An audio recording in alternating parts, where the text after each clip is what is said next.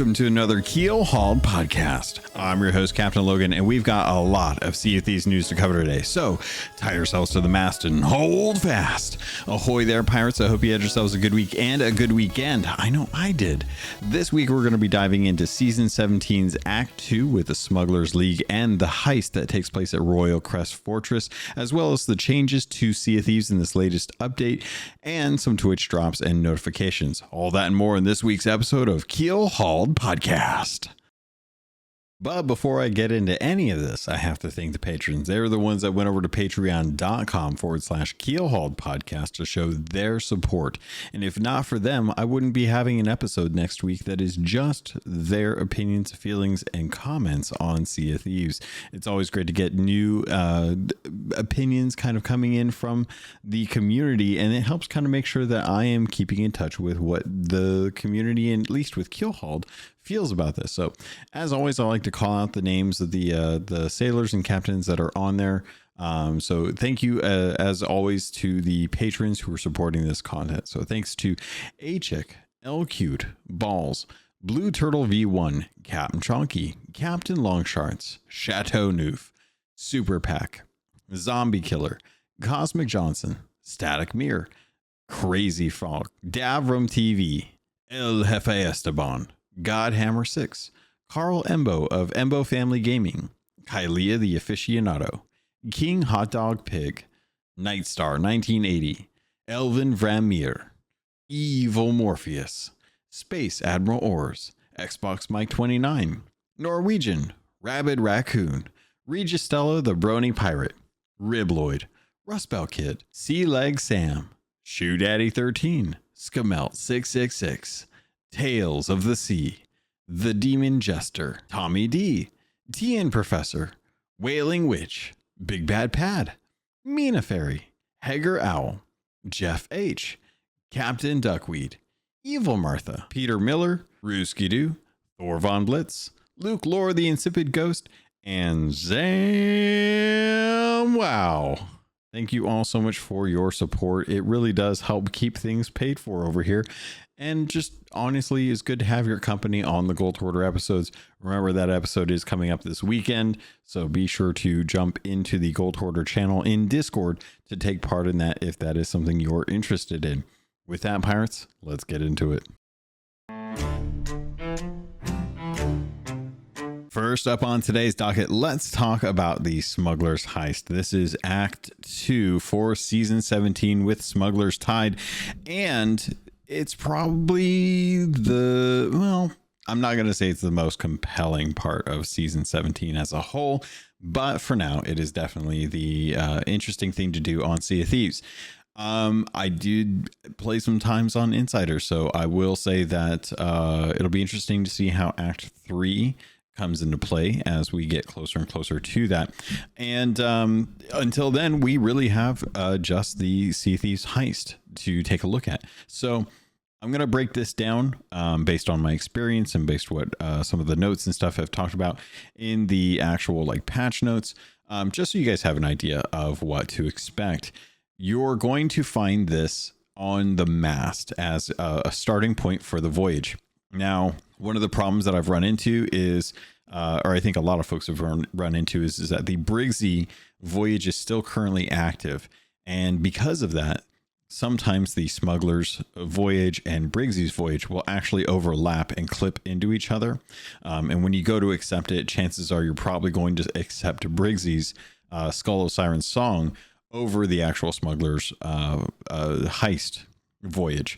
If you end up canceling one of them, even though two look like they are present, it will cancel both if that is actually what's happening. So the best bet for that is to realistically just jump to another server, try to get one where it is purely just the Smuggler's heist voyage. Once you accept that, everyone that's participating in that will actually get the voyage itself. The voyage will tell you where to go, that you'll need to actually meet up with one of the smugglers on one of the, 6 different islands, and meet up with them to actually go and pick up the key that will get you into the Royal Crest Fortress. Now, This key, I gotta say, I still really love the look of this key. It's very Goonies to me. I think that they've done a great job with it, and I'm glad that they are breaking away from the normal keys that we currently have in game. Not to say that those aren't present, because they are and will become important as you are heading towards Royal Crest Fortress. So once you have the key, you will now be marked on the map. You will show up with that key. And it doesn't matter necessarily if you pick it up, put it down, grab it, tuck it into your food barrel, in and amongst the worms to deter anyone who doesn't like to grab in there and get the worms. But you're going to be visible. And that effectively lets people know kind of where you're at with getting to Royal Crest Fortress. I've been on a sail with some folks where we saw that people were heading there and decided to kind of play it a little bit safe. We went and turned in some stuff that we wanted to, and then headed over to Royal Crest Fortress, knowing that they were still going to have to go and deal with the skeletons there, open up the doors, find the right painting, and then get the painting on board. So if you are with the key, you'll head over to Royal Crest Fortress, which has been taken over by Flameheart Jr. or Junior, if you're an Indiana Jones fan. And at that point, you're kind of on a timer. Once you open up that first door, there's going to be these skeleton stronghold captains that are going to hold these stronghold keys. There is a skeleton stronghold captain that will drop a storage key or a storage room key. No, not storage, storeroom key. That's what it's called. That one is important as well too, because as you do this, you may have to deal with other crews that are coming to actually get it. And it's one of those things where if you're coming up against good crews, chances are you'll probably lose out on this. But if they're crews that are equal or lesser value, it's going to be a game of attrition. As you fight skeletons, you're going to have to deal with them on top of trying to find the painting, on top of other crews bearing down on you. Now, thankfully, you are on a fortress. You have a fair amount of cannons and cannonballs and kegs available to you on this fortress. So it's not a terrible thing to try and grab some of the stuff that's up in that storeroom, but you are going to have to kill those skeleton stronghold captains to be able to get the key to drop. Now, this is kind of a wave-based system. When you first get onto the actual fortress, you will kill your first skeleton stronghold captain, and they will drop the first key after you've opened up that first door. So the stronghold keys are for different areas. So the area that has like the fireplace and the cooking grills and the tables and the main kind of mess hall, if you will. If you're thinking about it as like an actual fortress, the mess hall will be one storeroom key. Then you'll have a door that leads down to the bottom hold where the portcullis is, and the actual like vault and jail. That will be a that'll be a stronghold key as well. Then you actually have down in that kind of area where the portcullis and the gates are, you'll have the kind of vault room where we've always had the treasure in. That's where you're going to find a lot of like secondary smuggler loot down in there, but potentially also the painting that you need to get. That is also a stronghold key. The jail, which also has a painting in it, is also going to be a storeroom key. Then you have, I'm trying to think if there's some other ones. The third floor doesn't have any. The top floor just has a storeroom. And the second floor, I don't think actually has any doors that you need to worry about. And I'm going to feel bad if I'm wrong on that, but I don't think you have any more. I think it's just the main four: the stairwell, the vault, the jail, and the mess hall. Should be just those four. Once you kill the skeletons and the skeleton stronghold captain, until you open one of those stronghold doors, you will not have to worry about any other skeletons spawning, save for the captain if the storeroom key has not dropped yet. So you have an opportunity to kind of look around, look for stuff, loot things. One of the nice things about this event, it's actually brought in doubloon bags into this. So normally we have like the, what's it called? The bags of gold that drop and are kind of strewn about. The event actually has doubloon pouches, which I think are new. I have not ever seen these that I can recall outside of, I think, the main voyage. And those were subsequently taken out for exploit reasons. They were being abused. So I would say that for all intents and purposes, the best thing to do is to go around and try and open up some of the different little doors and dressers and stuff like that to try and see if you can find some of these. You'll also find some Reaper bed sheets, which is new. Nice to know that skeletons care about having nice linen that matches the rest of the theming for stuff, and it's got Flameheart's logo on it, which if that's not in the store to buy, I'll be very surprised. But if you do, please just make sure it's not polyester, because it's like sleeping on plastic, apparently. Not fun. So with all of the areas opened up, you'll have access to all of the different paintings, and there's going to be roughly, I think, 6 to 8, I'd say, like 6 to 8 different paintings. Most of these are only going to go for a couple grand. So if you don't necessarily need to turn those in particular for like the commendations for the smugglers run stuff, then you could probably leave these be, because realistically, the biggest thing is going to be finding out what painting is required by the smugglers, and subsequently finding that and then grabbing it and putting it on your ship. Once you have gotten everything done at the Royal Crest Fortress and fended off any ships that you need to, you will then have to take that painting and put it on your ship. If that painting is not being held by one of your crew members, or it is not currently placed on your ship, that painting will actually show up on the map. Now, it's tough to say if this is a good thing or a bad thing, because in some cases it will open up some sneaky play. Somebody grabs a rowboat, wants to get ahead of someone or lead off a crew from being able to get on your ship, or if you just want to prevent ocean crawlers from spawning on your ship, then this is a good opportunity for you to do like a rowboat play. The trouble comes in is that a lot of the rowboats right now are all Reaper rowboats, which means every single one of them has a keg on them.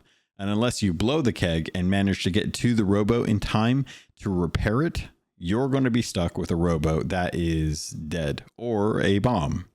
And at that point, it's a little more dangerous to really risk that for the painting, given that it is 175,000. Now, shout out to Shu. Longtime listener for the podcast at this point, was listening to the last episode and worked out the math better than I did, because originally kind of my beef with the way that the rewards for this were tied to being part of the captaincy system. And because of that, you would have to have a captained boat to be able to enjoy the rewards. Now, if you go and you successfully turn in one of these paintings, you're going to get 175,000. I said that you would need to have at least 2 to be able to get a sloop, 3 for a brig, and 4 for a galleon. My math was slightly off. I actually thought that it was a little bit more expensive to buy a galleon, but as it is 500,000 gold, then you would realistically only need to do 3 of these smuggler heists and turn them in successfully to be able to earn enough gold to get a galleon to then be able to hang up these rewards. Now, if you just want the main reward, you can do that by just winning the heist. All you have to do is get that actual painting and turn it into the person that it needs to be turned into, which could be any of the 6 different smugglers. The interesting thing here is that once you have that painting, you'll then be able to look at the actual voyage and find out where you need to take that painting. The trouble is that if you're trying to get there first, you're going to have to compete with the fact that anyone that's opted into the voyage, regardless of when they opted in, is going to have access to that information. Their voyage is going to tell them exactly where that needs to be. And if they happen to be between you and that smuggler, there is a good chance that they are probably going to park or hide at that island to try and stop you from being able to get it. Think of it very much in the same way that a lot of people like myself used to tuck or hide during the Siren Skull voyage. Except in this case, Rare has actually opted for the voyage aspect of this to deliver the information as opposed to putting beacons and lights and swirly stuff up in the sky. And I have to say, I actually really appreciate that. The less clutter in the sky telling me what is or isn't happening in the skies in general just lets me know, like, okay, I should probably be paying closer attention to what's going on right in front of me instead of relying on waypoints in the sky. We already have a bunch of those with the world events, with the Reaper chests, with the Skull of Siren Song. There's enough of those out there.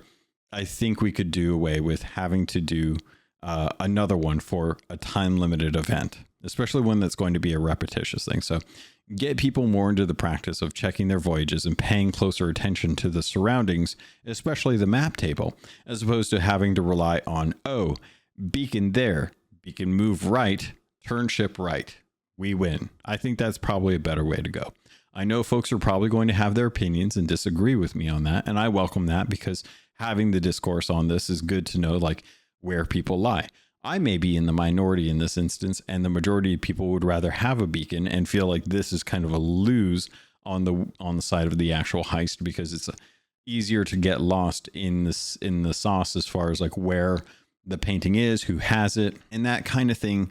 To me, I actually really think is interesting, because if someone steals the painting, for all intents and purposes, as long as someone is holding on to it and it is on a ship, the only indicator is going to be the ocean crawlers. Well, if they're far enough away and you can't tell, the best bet is going to be to head them off at where it has to get turned in, because you really at that point aren't quite sure who has the painting. And I kind of like that, because it actually does kind of say, like, hey, we are smuggling this. There's no way for you to know unless we aren't in possession of this painting where it is. And the fact that it is showing up on the map where no one is in possession allows people who want to be able to try and go scoop it up and actually get in on that payoff. So it's not just a thing floating in the ocean because someone didn't care, and now you have this beacon sitting in the middle of the sky because nobody wanted to actually go turn in the Skull of Siren Song kind of thing. So it's a change. It's an interesting change. I don't think that everyone is really understanding or maybe perceiving it the same way that I am. But I genuinely do think that this is a positive change for events, as it does kind of take away the hand holding of the information when it comes to items in the actual event, and allows for a little more trickery, a little more theft, a little more sneaking stuff around. Kind of the whole point of the smuggler stuff in that case. This is the one time where I could sit here and say, like, yes, you thefted a painting, now you must get away with it. And if nobody's paying close enough attention, there's nothing on the map that is going to let them know what to do or where it's at. They are going to have to rely on their own ability to perceive what's happening and trying to get to the turn-in point before you, and then keep an eye out for ships that are trying to actually get there. It's going to be a little obvious at the end of the day, which to me at that point says you don't need the beacon. If you see a ship sailing to the island that you're camped out at, waiting for someone to come deliver a painting, if that ship is beelining for that island that you're at, you don't need a beacon to tell you that they probably have the painting. Now, they could be doing the same thing that you're doing, in which case that brings a little more interest to the whole dynamic of how that's going to work out. Because for all intents and purposes, somebody could just be sailing around and wait forever to actually have that painting turned in. And that's a good play as well, too. Now, that does kind of stagnate the whole point of the actual voyage, but that is something we used to do back in the day with original skeleton forts. We used to go finish a skeleton fort, get the key, and hide the key, whether it be on our ship or somewhere else, and lay low and wait for people to get bored to go do something else. Now, back in the day, they didn't have the opportunity to dive out of a server. They would actually have to quit. So I like the idea that people could get bored and not be able to hold out as long as people can. And in this case, patience is a virtue. You could always sail around, go to a different part of the sea, and start working on it. And if they didn't know what kind of ship you had, that's kind of interesting to me. I kind of like that. The whole idea of the decoy paintings is, I don't quite like that, in the sense that they're trying to create these additional paintings on the actual fortress to kind of make people not quite sure which one is which. Now, that being said, having multiple paintings on your boat will make it more difficult for them to suss out which painting is the one that they actually need, and give you an opportunity to actually put the one that you are trying to save or trying to turn in a better place than just a pile of paintings, right? So there are some ways that you can play around that. I don't necessarily know that people have been doing that, but I would hope that that is something that is like experimented with if you need to. But that being said, it's hard to say. Now, a lot of people have given some solid questions, I would say, based on the design of this, because a lot of people have been playing this and they're looking at this and they're like, well, okay, I understand Flameheart doesn't want us to steal these paintings because he wants them for reasons. But why are the ocean crawlers involved? So that's where I went to do a little bit of digging, because I was originally thinking like, oh, well, obviously they were, like they were working together back in A Pirate's Life. And I was like, wait. No, that's not right. It was Davy Jones. Davy Jones had to deal with the sirens in the kingdom, the sunken kingdom. So why are the ocean crawlers trying to get the painting? Are they helping Flameheart? So I went and did the one thing I could think of, which is go to Rare Thief and see what I could find. Well, the one time I wanted to actually get like the journal, I can't find it on Rare Thief. So I went back into Insiders in this case, because I figured that was going to be the least contested, and I didn't care about the turn in. I just wanted to get a chance to go do the journal.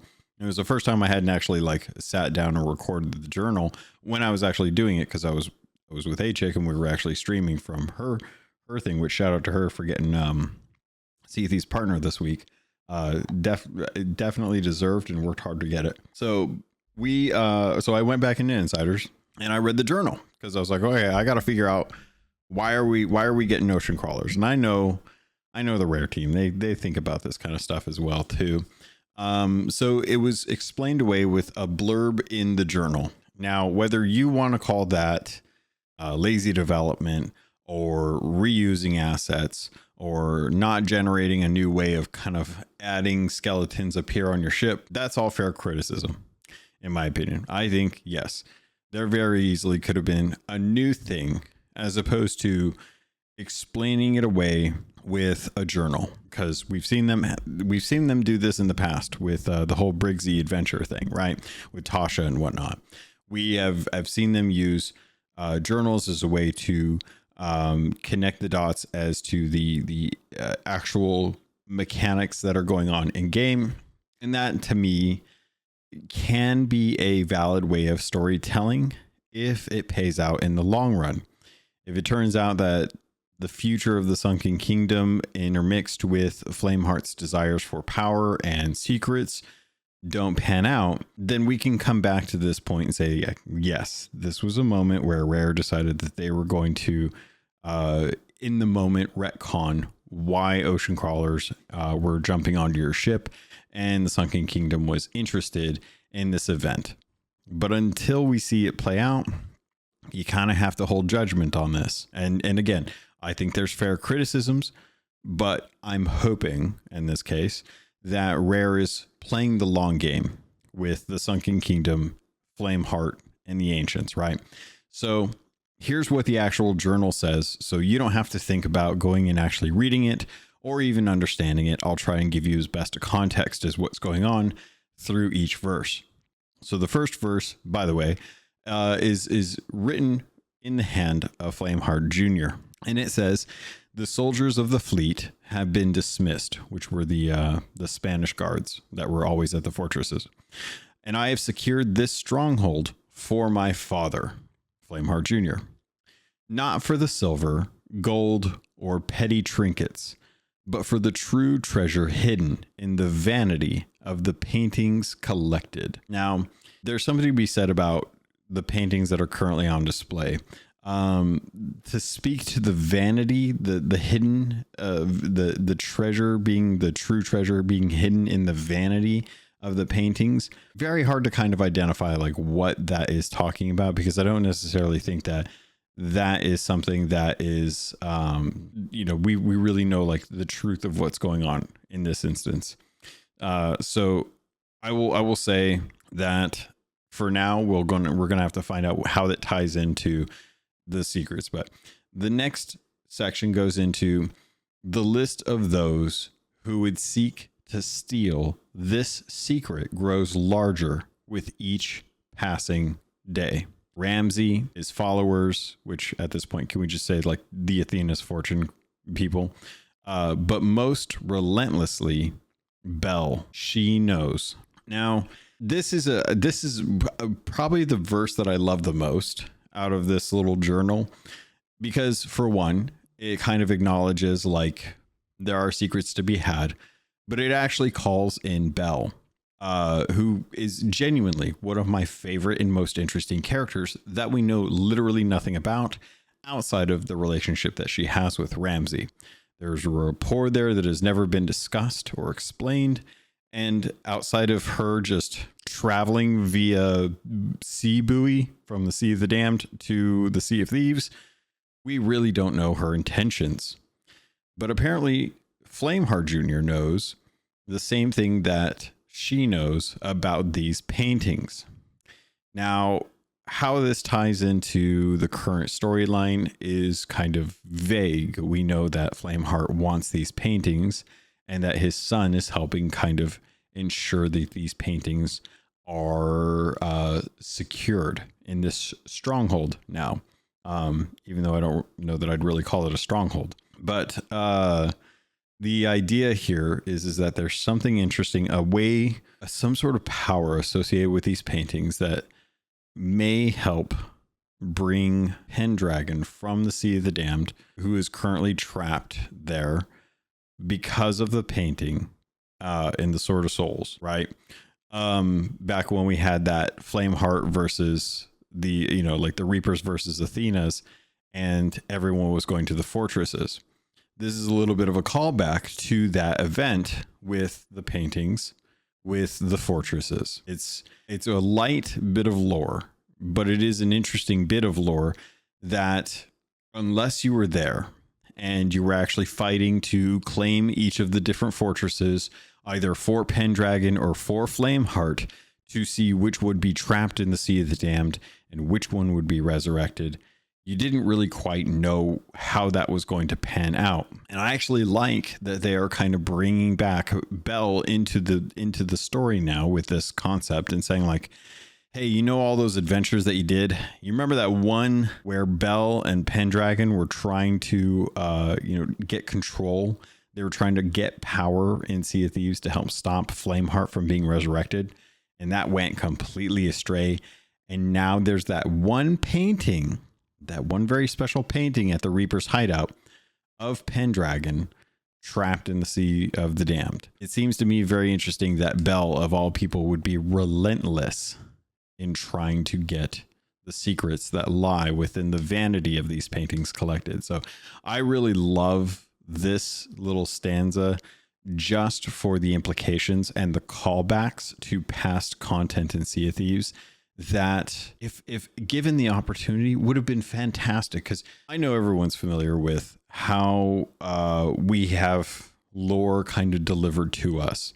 Whether it's Ramsey popping on your ship to tell you about a veil, or Briggsy popping up on your ship to tell you about a siren skull, or it's Jack Sparrow to pop on your ship to tell you that pirates name things terribly, or it's any other like form of a digestible content, with the smugglers now having fully voiced content when you're talking to them and being able to hear their story through there, and yet still have to go read a book to understand like information about them and how they've like met other people on the Sea of Thieves and why they came to Sea of Thieves and stuff like that. So this being their way of kind of delivering lore with a callback goes so unnoticed, unfortunately, that I fear a lot of people will still continue to cry that, and not cry as in like, whining or complaining about it, but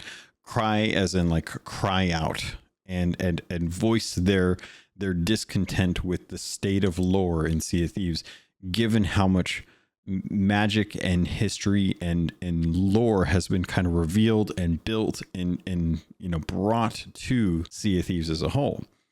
So moving on to the next stanza. The ocean dwellers of the sunken kingdom also move against our king, and we, his loyal servants.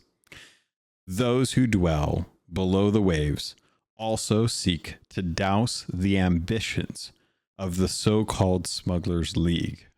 Now, this is an interesting one because for all intents and purposes, we don't really know what the Smugglers League's ambitions are.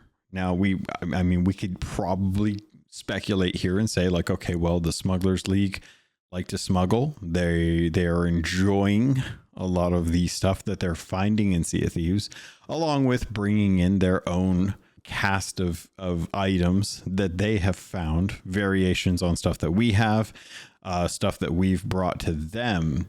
And they are kind of seeding themselves as a more interesting merchants alliance, one that operates outside of the typical bond and agreement that is currently in place with the Gold Hoarders, the Order of Souls, and the Merchant Alliance on the outposts. Now, save for the sovereigns who seem to have paid their way into the trade companies by offering, their own take or their way to accumulate wealth in a way that does not impede on what the trade companies are asking or what the pirates are expecting. That sort of deal always comes at a price, and the price depends on what we may not have seen yet. And it'll be interesting to kind of see where the Smugglers League's ambitions lie. Are they trying to create a new version of a trade company within Sea of Thieves? Are they the back door for the Grand Maritime Union?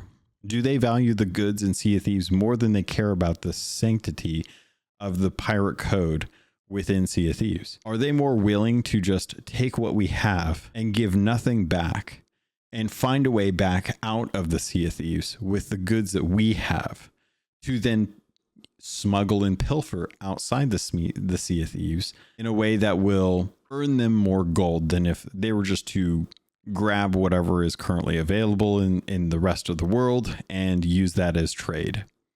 So they have ambitions based on this that Flameheart Jr. knows about.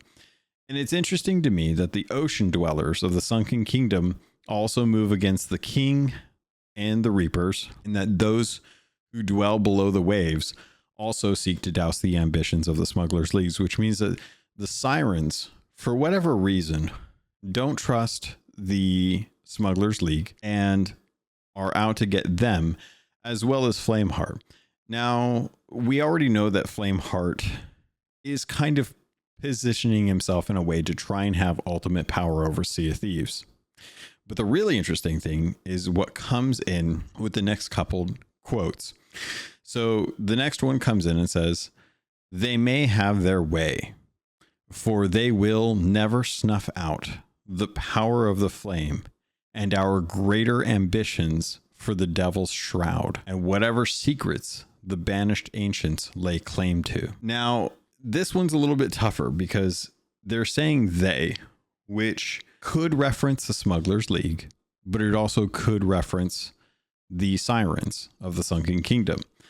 The way I am choosing to read this is that the Sunken Kingdom Sirens may have their way in snuffing out the ambitions of the Smugglers League, but they will never snuff out the power of the flame. So they can stop the Smugglers League from whatever it is their ambitions are, but they probably won't have what it takes to stop Flameheart. And the interesting thing here comes in with the greater ambitions for the Devil's Shroud and whatever secrets the banished ancients lay claim to. Now, this is going to come into play a lot more in Season 18, as we know that Season 18 is going to deal with the Devil's Roar, as well as the banished ancients and Flameheart's ambitions out there. Now, we've talked about this a little bit in the past. There's been some speculation. We don't know for sure, based on what we've been told, what's going to happen, but there's some ideas out there about what could potentially come in Season 18.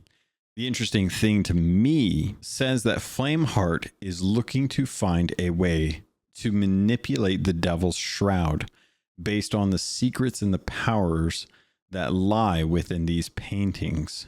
So that, for what? Is he looking to get out of the Sea of Thieves? Maybe. Is he just looking to get back to Tribute Peak? That seems like the more likely case, because the Gold Hoarder still resides in Tribute Peak. Now, greed never dies and will always come back. So it's always hard to say, like, is the Gold Hoarder gone in the timeline that we are currently in with Sea of Thieves? Because you can go do the Tall Tales whenever you want. You can always head down to Tribute Peak and go play through that timeline in that sense of when the Gold Hoarder was down there. That doesn't mean that the Gold Hoarder doesn't still have skeletons taking gold to Tribute Peak. How they're doing it is secrets that lied within Wrathbone or the Gold Hoarder, and what they're able to do.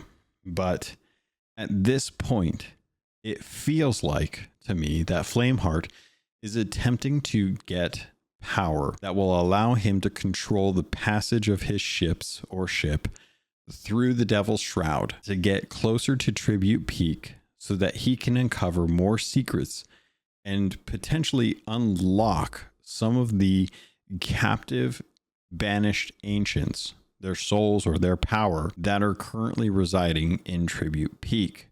The only other reason why you would possibly have greater ambitions for the Devil's Shroud lie within this next stance. So the next one says, whatever foe we face, the Reapers, they all seek the same ancient power revealed to my father through the whispers of the Oracle being the orb. And again, this kind of ties back into the skeleton camps when Flameheart had ordered his skeletons to excavate and build up these skeleton camps to go down into the kind of, I don't even know what you'd call those things, the little conservatory areas, the vaults that kind of held ancients, as well as the orbs that had power and memories in them that would whisper to Flameheart secrets about the ancients. So he's been using these orbs to get secrets, and he's been trying to suss out which are true, which are false, which ones are relevant, which ones aren't, which ones are the ones that are going to give him power. And the next line says, the next step appears to be hidden in the collection housed here, secrets of the banished. Now that speaks directly to the paintings, and these are the secrets of them. Now, I'm going to be real frank here and say that the banished secrets are trapped within paintings of stuff that has only existed since the time of a pirate's life, or since the time of Ramsey's crew finding their way to the Sea of Thieves after all of the ancients and the banished ancients existed. Because if you look at the wilds are the wilds, and the tribes that were out there were all nomadic. They didn't have a home in the wilds because it was the wilds. Now, you had the ancient isles where there were ancients there that lived and prospered. It was a nice area. Same thing with the Shores of Plenty. And it wasn't until a certain point where in Sea of Thieves, after Ramsey had already been here, after trade companies had actually existed, that the Devil's Shroud actually moved away from the Devil's Roar, opening up the world of Sea of Thieves to include parts of the Roar that we may not know how far the Roar goes. It may be smaller, it may just be within Sea of Thieves, but the Shroud has revealed portions of the Devil's Roar within Sea of Thieves as a result of it moving. It's not the first time that this has happened, and I've speculated for many a year that the best way for Sea of Thieves to ever do a sequel would be to have it canonically that the Devil's Shroud moved, and everyone in Sea of Thieves, to avoid their ships being ripped to shreds by the Devil's Shroud, all had to migrate to wherever the Shroud moves, revealing new islands, new places to set up shop, and to create the Sea of Thieves anew. And that would be my personal way of if I had to pitch Sea of Thieves 2, using the Shroud migrating as a way to move players from one Sea of Thieves to another Sea of Thieves canonically. Now, it's interesting here, again, going back to the paintings, that the paintings themselves are all relatively fresh. They're not something that ancients had access to. But that doesn't mean that people don't dabble with magic, as evident by Grey Marrow and Flameheart and Pendragon and Ramsey and Bell. Everyone seems to know a little bit too much magic for their own good. They know enough to be dangerous, but not enough to be competent. And in fact, I think a lot of people would probably agree that most of the people kind of wielding the magic in Sea of Thieves are just kind of making it up as they go. So them saying that the next steps appear to be hidden in the collection housed here in the paintings says that something is going on with the paintings that may not be something that necessarily that the ancients did, but is similar enough to what ancients had learned that was derived from scripts or books, tomes, whatever you want to call them. Someone was playing around with those and dabbling in magic that they probably shouldn't have when they were creating these paintings, or at least were manipulating these paintings. And again, we don't know who would have been doing that, but it is interesting that Bell has been relentless in trying to steal some of these paintings. And again, that could go back to freeing Pendragon. That could go back to just trying to prevent Flameheart from having the secrets and power that he seeks. Or it could be that Bell was actually the person manipulating these paintings and feels guilty for leaving these in the hands of now enemies to them. But we won't find that out until later on. So it's one journal, it's one commendation to get the Reaper's Revelation. It's on the 3rd level of the fortress, and I think everyone should at least take into consideration the fact that, yes, we are not being spoon-fed exposition. We're not being told what's going on in Sea of Thieves by someone standing on a boat and telling us it's time to get these paintings because they hold deeper secrets than I think anyone, anywhere should actually know. If we have any plans to help save the Sea of Thieves for the pirates that are enjoying their freedom here, we have to prevent Flameheart from having control of these. And if we can't have that, then that's fine. I get it. But at least like we have a tome that kind of tells us like what's going on. There's a journal to read, and you read it, you get a commendation, and then eventually more commendations will come out for Act 3 for Season 17, and we'll work on those, and I'll keep grinding away. But it was nice when I sat down and I started to actually read the journal and kind of think about it. Like, what is this? How does this impact this? Does it explain away stuff? Will this be stuff that ties into the future of Sea of Thieves? Is Mike still have a hand at the wheel when it comes to the story being told in Sea of Thieves? And I want to say yeah, because it does feel purposeful. It does feel like there is intent here with the story, as light as it may be conveyed. But I did appreciate some of the callbacks, some of the foreshadowing, and the introduction of characters being brought back into the fold, especially when we feel like the smugglers as a whole seem very unnecessary. But they may just be the tee up that we just don't know about right now.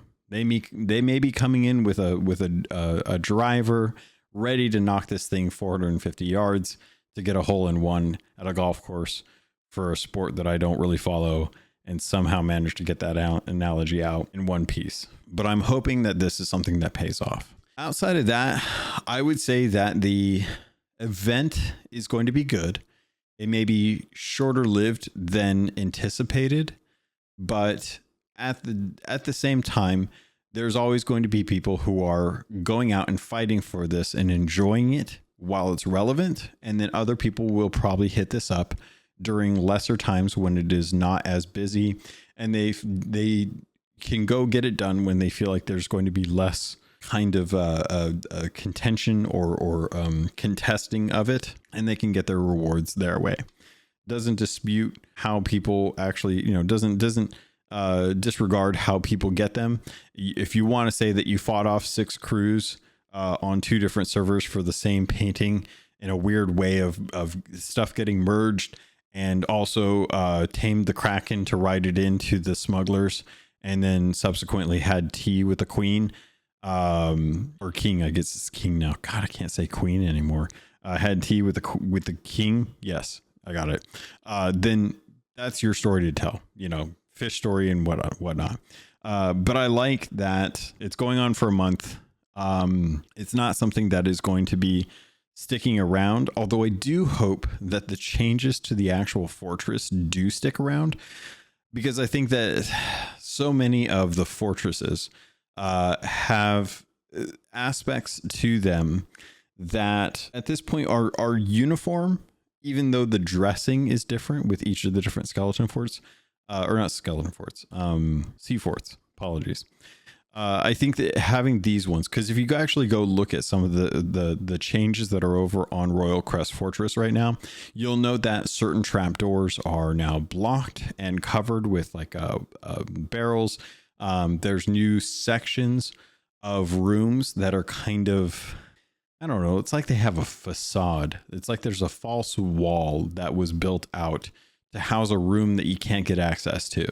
And I've jumped around trying to spam the interact key to see if there's a hidden thing there, like we had on Wanderer's Refuge with Wanda's Workshop and the skull that had to turn around, but there was 0 interaction prompt for it. So you just had to stumble upon it to be able to get back into Wanda's Workshop to find the Ashen Dragon figurehead, to be able to find the opened up Reaper chest and realize that, or the box of Wanderer Secrets, and find out that it was the Sea of the Damned that drove Stitcher Jim to be crazy, effectively to lose his mind. Stuff like that I was looking for. I've not been able to find it. If anyone has found it, they've been very mum about that, because I haven't seen very much on social media, but it'll be interesting to see if anything like that happens. I also went and tried to open up the door that Flameheart Jr. actually opened up back when the sea forts were first introduced in that trailer, where he kind of opened up the door on the bottom level where the portcullis is. And nothing there. So no hidden lore secrets tied to this very unique fortress, but doesn't mean that can't be something in the future. Just means that that's not something currently right now.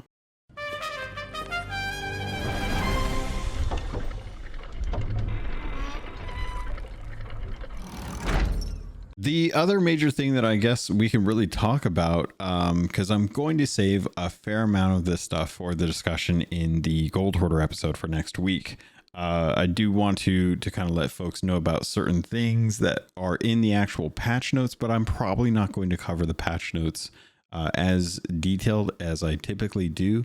Probably until like next week, when I get a chance to get some more time to be able to work on that. What I do want to let you know about is some interesting stuff that's going on with the route that you can run for the smugglers runs right now. They've actually reduced the phantom encounter frequency by a lot. Now, I did a couple of these to kind of test it out and see how it is. It's definitely better. So if you have been avoiding those because you're frustrated with the number of phantoms that have been there, I would say give it a try now. I think as solo, I was maybe dealing with 2 to 3 skeleton or phantoms, and realistically it was like maybe twice or so when you're just kind of gathering up the 3 different items. A lot of folks probably have already gotten their stuff done, but I know some folks were probably frustrated with needing to try and turn in the Dark Demise crates in perfect condition and dealing with the onslaught of phantoms that you had to deal with for that, it has been significantly reduced. So that should hopefully help folks that have been like holding off on that until now. So probably good to actually get those. The other thing that came in was the field of view. Now that has been expanded up to 110, and there's a lot of different settings in interactions on a ship to allow you to increase that up as well too. As usual, I will go over and say once again, please, if you are not used to 110, start to slowly, gradually move yourself up to that.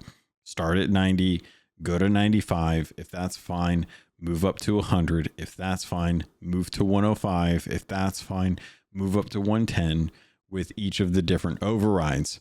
Try to feel out what works best for you, what you like and dislike about some of those, and be able to bump them up and down over time as you kind of get used to them or don't get used to them. So they are tools. They're not mandatory. You're not going to become a better pirate instantly because you bump it up to 110. So just go with what feels right for you. The other thing that came out that was kind of an interesting change that they didn't talk about are the cinematic banners.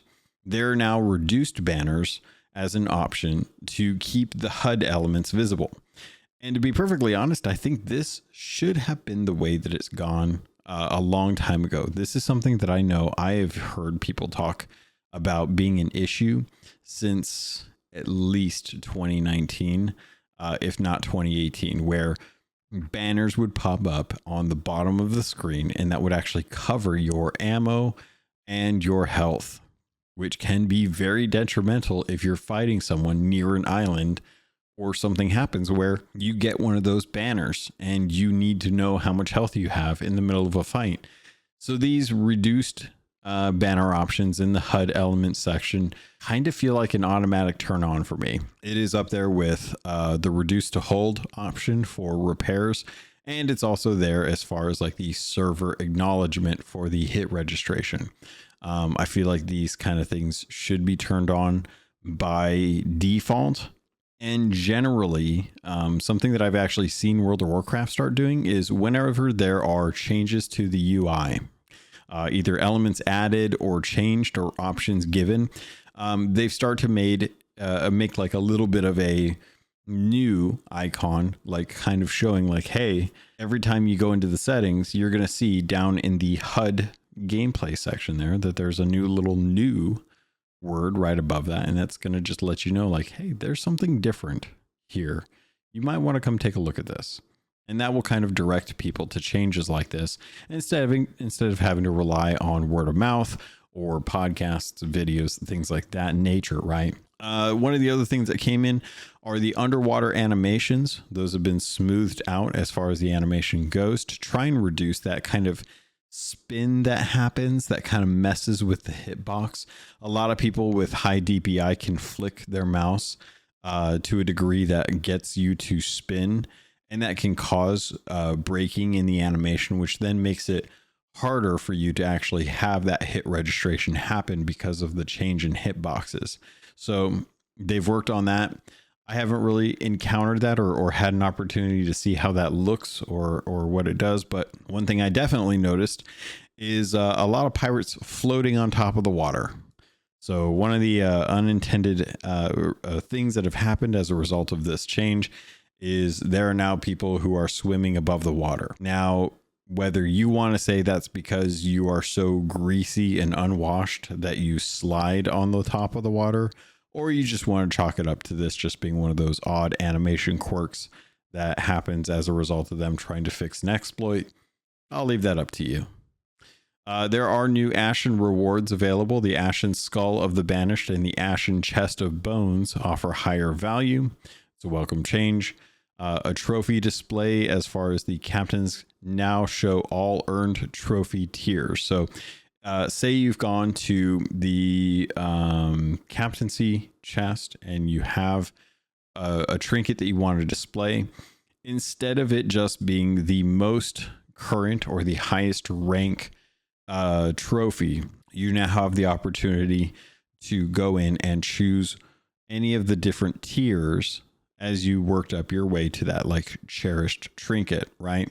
So if you want your ship to look dingy and busted and sailory, you can go in and actually choose the trinket that not only shows off the trophy that you had, but also just gives you the opportunity to keep in line with the theme of your ship, because at the end of the day, this is Sea of Thieves, and if you can't represent yourself in the way that you want, you're effectively killing the cosmetic aspect of Sea of Thieves, which is arguably a fairly large part of why I think a lot of folks play the Sea of Thieves in general. Is you have the fun, the enjoyment of the actual game itself, but the carrot on a stick is always going to be those cosmetics, right?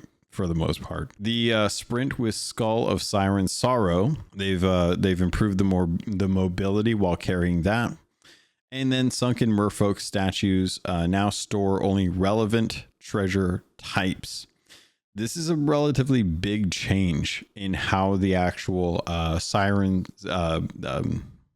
statues, those mermaid statues that you'll get in treasuries and shrines, the way that those work, that's a very interesting change, because originally you could stuff whatever you wanted to in those merfolk statues. That was always just something like you could put a keg in there, you could put Reaper chests in there, and they would take them off the map. People were putting a lot of stuff in there, right? And that was always kind of an issue. It's like, okay, well, we have the Skull of Siren Song, we want to hide it for a while, or we have a fort key, so we want to hide it for a while, so we'll stick it in a merfolk statue. People won't be able to find it. We can be the only people that actually are able to claim it, and we can just leave it until whenever. Restricting the merfolk statues found within Sunken Kingdoms to only store treasure that can be found while exploring the various shrines and treasuries and the trading company items recovered during raid voyages. That is very interesting to me. I'm okay with this because it removes a means of exploitation when it comes to new loot. But it is a bummer in the sense that it is tightening the noose around that tools not rules motto that have been kind of like the core elements of what Sea of Thieves is for a long time. I hate when people find a way to break the game in a sense that they can get around an intended mechanic because of an unintended opportunity with another mechanic in the game. And instead of playing in the heart of, in the sense of what Rare wanted, we always find ways around that. And you know, whether that's an exploit or a bug or a feature or a way of creatively thinking about something that they didn't intend when they originally started to build out these features, it's always going to come down to the devs to kind of make that choice. And instead of banning people or making it against the rules or just leaving it to be continued to exploit with future loot, they've decided to just restrict the mermaid statues to only the type of loot that could actually spawn in the pool of items within the context of those in engagements or encounters with that content. So it is kind of a bummer, but at the same time, if it shores up some of the issues that we've had in the past with people being able to do stuff with those that they shouldn't, then I'm kind of okay with that bit of a limitation on it. Outside of that, there's been some new Pirate Emporium updates. Again, we got the Pugilist or whatever it's called, the fighter pirate ship clothing, weapons, and emotes. Make sure that you're getting the 1-2 punch emote for free. Don't forget about that. We've also got the Inner Sanctum bundle, which is returning content from season 14. And the Fire Starter Variety Ship bundle is also available. You still have access to the pirate deeds, renaming deeds, and having the appearance potion or the appearance potion. So if you want to have different pirates, that's still available there as well too. There are new items in stock at the outposts. The shipwrights have restocked with the new Russet Resolute hull, sails, and flag. The outpost shops now offer Lucky Rover equipment and instruments. The shipwrights have expanded to the supply ship crests for purchase, which is nice. I appreciate that. And Pirate Legends can access the Sovereign ship's crest, which was previously available during season 10. The weaponsmith in the Pirate Legend hideout now stocks the legendary Fortune double barrel pistol, grapple gun, blowpipe, thieves knife or throwing knives, heavy sword, and rapier. These items will all be available for purchase upon reaching Pirate Legend status. I did see Caleb make a comment that these originally were the Pirate Legend cosmetic colors for these items, which falls in line with the original Arena Sea Dog a weapons set that you could get, that they subsequently made a varied colored version of this for people that did not get that set, that model set from the Arena. They've then since changed the name, according to him, of the items that were available, and then brought those items more in line with the traditional color set, effectively removing the Arena set that was not available at the time because we didn't have those weapons, but the color set to help match the weapons that you earned from the Arena, which just goes to show that, hey, we need to be serving the people that were in Arena, because they're still cracked, I'm sure, if they're still playing, but giving them the opportunity to enjoy the expanded arsenal that we currently have with the color set that they earned as a result of becoming a Sea Dog. Now, if you want to say like, okay, you can only buy these if you have the legendary Sea Dog title, then that's fine. I won't be able to pick those up because I think I've only got the triumphant Sea Dog stuff, which I'm fine with. I played Arena. They changed it. I didn't like the change. It degraded even more to the point where it turned into just pure TDM. And I felt a remorse for the OG Arena that we had, where you could go and do all aspects of Sea of Thieves within the Arena. You could steal, you could go dig up, you could hide stuff, you could sink other ships, you could play effectively adventure within Arena with multiple other galleon crews, and it was a blast. It was a brawl. And you always just kind of respawned after you sank. And sometimes it was better to sink and then come back with a fresh set, knowing that the other crews didn't have harpoons to grab barrels to be able to restock. It was a much different time. And I think that the folks that worked hard enough to get that, whether you were some of those streamers out there who were trading wins and shooting down each other's chain shot or masts and stuff, like however you got it, I think you should at least have access to it, because it is kind of part of the set. But I do think it should be something that is a reward for those that actually earned that during the time that Arena was actually active, because a lot of people did have that access to it during that time. Let's see, what else are some of the things that I wanted to talk about? There's been some fixes coming in with commendation tracking for Smuggler's Tide. The disguise tooltip's been added. The hideout visuals have been improved. There's been fixes for cannon interactions, texture scalings, and underwater glitches. There's an improved skeleton interactions and map readability for the Reapers Rising. There have been some visual and audio stuff that they said that they restored effects. There's some smoother animations and correct pet colors, which I think is the Insider Cat, if I recall correctly, as well as a fair amount of other stuff in here that I will probably get to at some point, but I don't think that it's necessary that I think other people are going to go. Performance counters. Players on console now have the ability to display their ping in the top corner of the screen. This can be enabled from within the video settings, and then players on PC can now choose to display ping only without displaying their FPS at the same time. Originally, you could show your FPS, but if you wanted to see your ping, you would have to have the FPS up as well. And now that just gives players an opportunity to just have one or the other. Let's see. Players wearing the skeleton curse are now able to equip disguises from the vanity chest. Thank you. Appreciate that. After being revived, players should find their health bar is now consistently displayed when not at full health. There's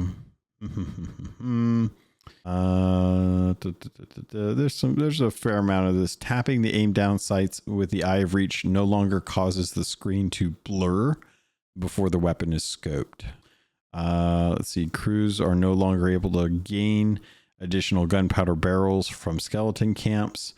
Crews are no longer able to encounter multiple skeleton captains or ashen guardians at the same skeleton camp. Players moving across a tightrope should now consistently appear in the correct position to other players, as well as a bunch of other stuff that at the moment is good changes. Obviously, a lot of stuff that they put into this is probably one of the more robust patch notes that I've seen. So appreciate the team submitting those changes and updates so that we don't have random stuff that isn't documented. I would much rather have like 2 or 3 pages of notes to scrub through than have to try and figure stuff out and realize that it was just an undocumented change. So with that, Pirates, I think I'm going to cut it off here. Try and keep it a little bit tight because I'm just running low on time this week.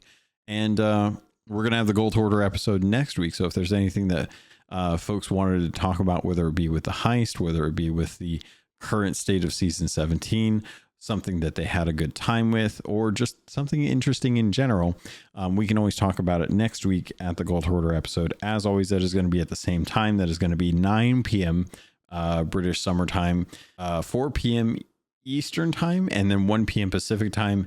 And then I think like 5 a.m. for Regis. On a side note, I don't know if I'll get to tell this story during the actual Gold Hoarder, so I'm actually going to take an opportunity now to actually talk about it. But during this weekend, I went out with a chick to go to a Cleveland, Ohio gaming convention. It's one of the first gaming conventions I've been able to go to in quite a while. I usually go to an anime convention because that's generally where like I have something available to me in Sacramento. But being between 2 very large cities affords a lot more opportunity for conventions to happen. And I went to the Cleveland one and it was nice. It was about what I expected, maybe a little bit smaller. The stuff that they had there though was fairly good. I would say that I saw some stuff that I have not seen in a very long time. The prices on a lot of stuff was very fair. The call out to me though was the opportunity to actually get to meet some of the OG Rare devs.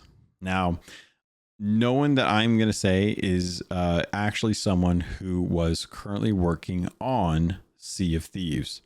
Everyone that I met there is all people from like the OG kind of Rare, GoldenEye, Diddy Kong Racing, Banjo-Kazooie. Like those are the people that I'm talking about when I'm talking about like when I got to go meet Rare people.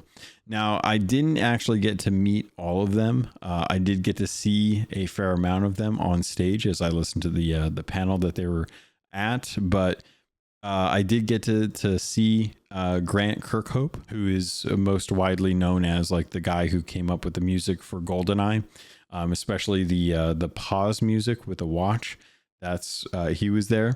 Also got to meet or get to see Steve Mays or Meles, I think is Meles, who is effectively the father of Banjo and Kazooie and creator of Ukulele and Platonics, which was really cool to kind of like get to see him. And Kevin Bayless, who was kind of the one that kind of created the Donkey Kong Country look of Donkey Kong and his family, as well as a lot of the Banjo-Kazooie characters and stuff out there, and Battletoads for that matter. So it was really great to actually meet them. I got to meet Kevin and get an opportunity to actually like, I don't know, talk to him and just kind of get a photo.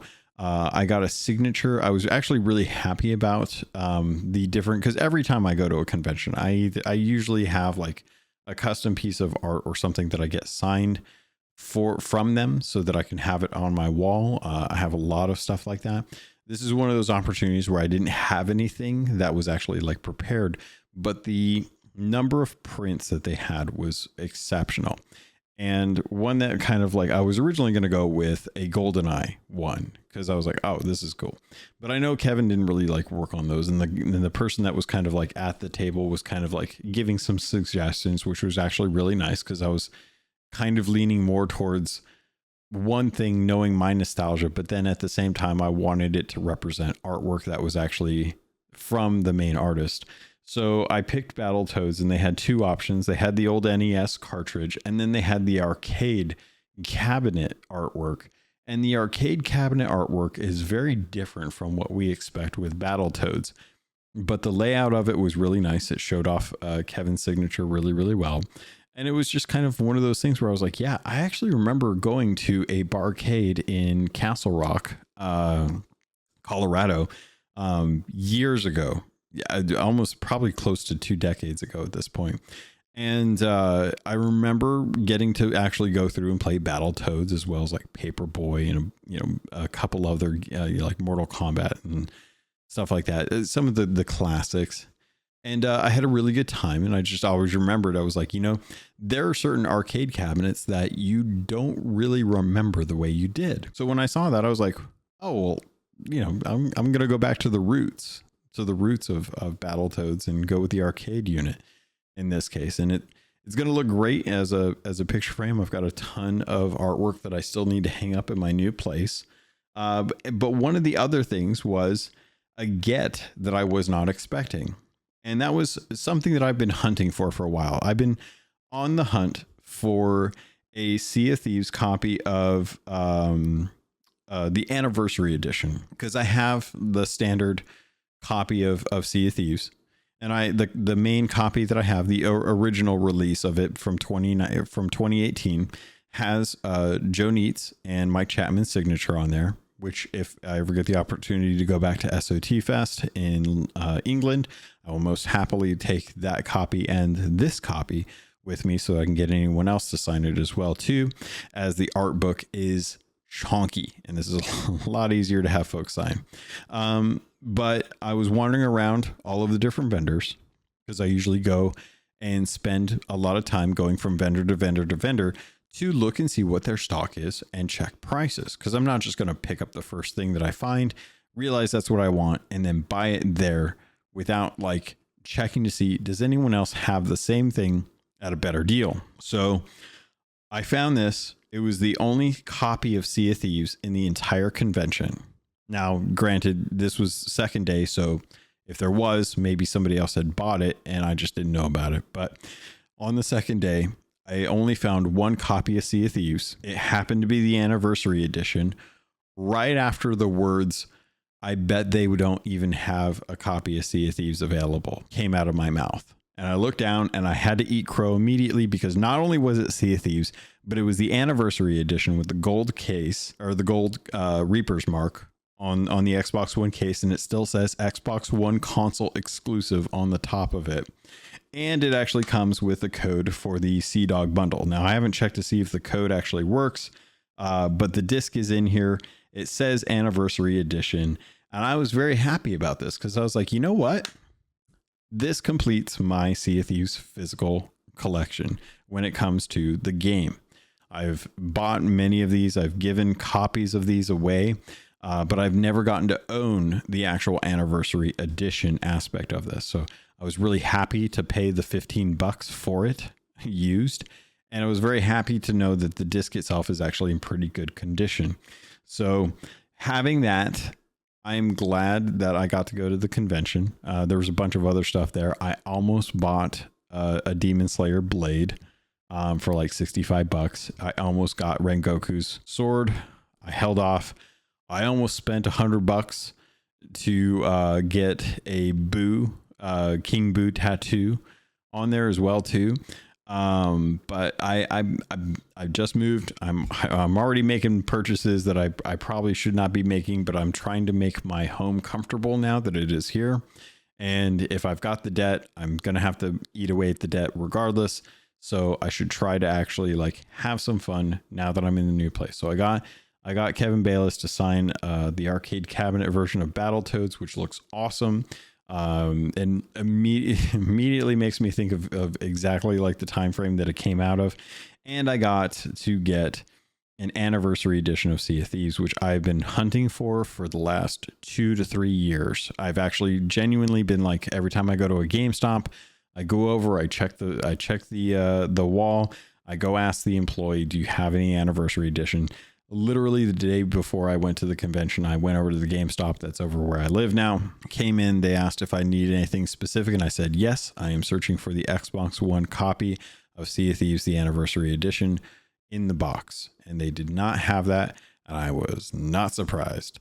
But now that I have it, I'm really happy. I would love to have this one signed as well too, as I like to collect that memorabilia. And genuinely, just really awesome week. It was such a good get this weekend at the convention, and shout out to Kevin Bayless for the photo and the signature, Grant and Steve for the awesome panel that they did, and I genuinely wish the guys over at Playtonics like the best. And I don't know if Daily Kong is still over at Playtonics doing social media, but I know she used to be part of the OG team for community management at Rare, and then moved over to Playtonics, and it was a lot happier over there. So hopefully things are going well over there, but genuinely just wanted to kind of share a nice little bit of anecdotal like history going on with me over here, and just really love that. So I had a really good time with that. I hope everyone else is having a good time with Sea of Thieves. Make sure you get your drops, as those are currently going on right now. The Gilded Phoenix shovel is kind of the standout for this. And that's going to be one of those ones that if you didn't get it in the past, now's a good opportunity for you to actually get it. Outside of that, there is the Amethyst Mercenary Boots. So please, please, please, you have until the 26th of September to get these. So if you have not done so, make sure that you're getting the Gold, the Renown, the Voyage of Luck, the Eastern Winds Ruby Blunderbuss, which is the Sea of Thieves anniversary content that they've been releasing, the red set of the Eastern Wind stuff, the weapons, as the ruby kind of signifies the 40 years of Rare. The Gilded Voyage of Ancient Isles, the Gilded Phoenix shovel, Amethyst Mercenary Boots, and the Mandrake figurehead. So those, again, going on till the 26th. So make sure that you are keeping an eye out for that. Outside of that, the Rare anniversary event is still going on. Make sure you're checking your drops, as the cutoff date for the actual ticket punch card that you can do through Microsoft Rewards is coming up. I believe that is going until the 26th. You need to get at least started on that prior to then, or you won't be able to complete it. It does require 5 days to do Bing searches through mobile. It does require 5 days to do searches on Bing through desktop. You do have to claim the first one to get the gold. And then once the punch card is started, when you complete those, you will then get access to the rewards for the Ruby, or for the Sea of Thieves Ruby hat. So just make sure you're doing that, unless you want to just go and actually redeem Microsoft Rewards for ancient currency or ancient coin currency. That will then have a code sent to your rewards section that you can then use to claim. Again, I do have a code that I'm sitting on that I will wait until after the anniversary event is done to then put that out on the podcast as a reward for those who did not have an opportunity. If you have it, please do me a favor and not redeem it, so that you can actually, or take that code, because it will go fast and it will be one of those things that I want to make sure it goes to someone who actually gets access, or did not get access to that. So you still have time to do that punch card or redeem Microsoft points for ancient coin to then actually get the code in your rewards for that. So just as a reminder for those things going on.